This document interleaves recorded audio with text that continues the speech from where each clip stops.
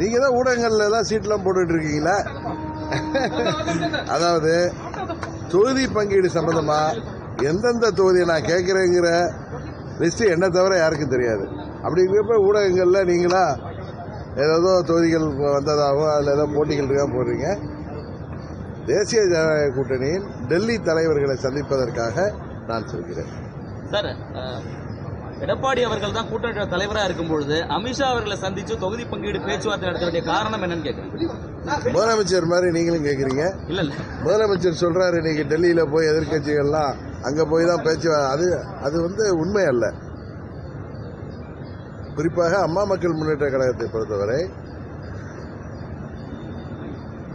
எங்கள் கூட்டணியின் தமிழ்நாடு தலைவர் திரு இபிஎஸ் அவர்களுடன் தொகுதிகள் பங்கீடு சம்பந்தமாக நாங்கள்லாம் ஏற்கனவே தேசிய ஜனநாயக கூட்டணியில் இருக்குங்கிறத உங்கள் மூலம்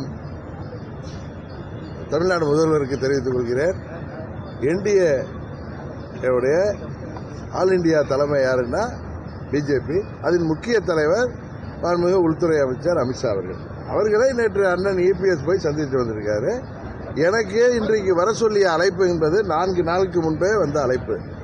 அதனால நீங்களா தொகுதி பங்கீடுக்கு தான் நாங்கள் போறோம் அப்படின்னு நீங்களா முடிவெடுத்தா, நீங்களே கேள்வியிலே லீட் கொடுத்தா அதுக்கு நான் பதில் சொல்ல வேண்டிய அவசியம் இல்லை. உங்கள் கேள்வியில் தவறான கேள்வி என்பதுதான் எனது பதில். இன்றைக்கு நாங்கள் செல்வது முதலமைச்சர் சொல்வது போல தமிழ்நாட்டுக்கு நிதி பெற்றுத்தர அவர்கள் செல்லவில்லை என்று சொன்னார்.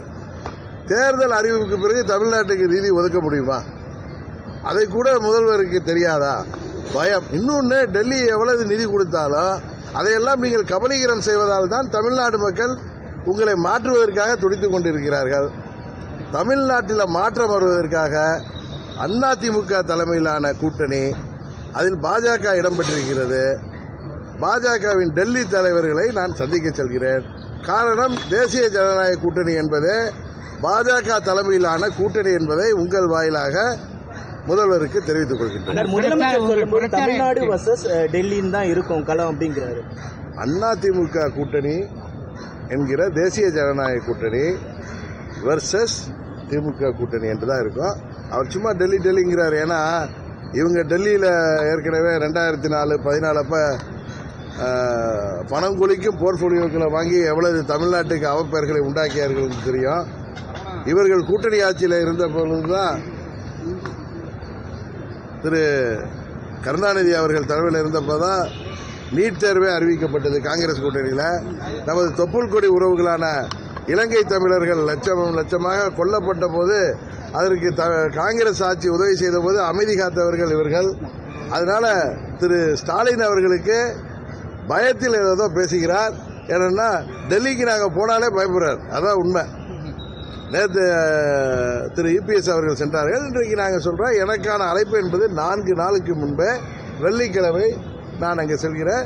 அங்கு மாண்புமிகு உள்துறை அமைச்சர் அவர்களையும் மற்ற தலைவர்களையும் சந்திக்கிறோம்.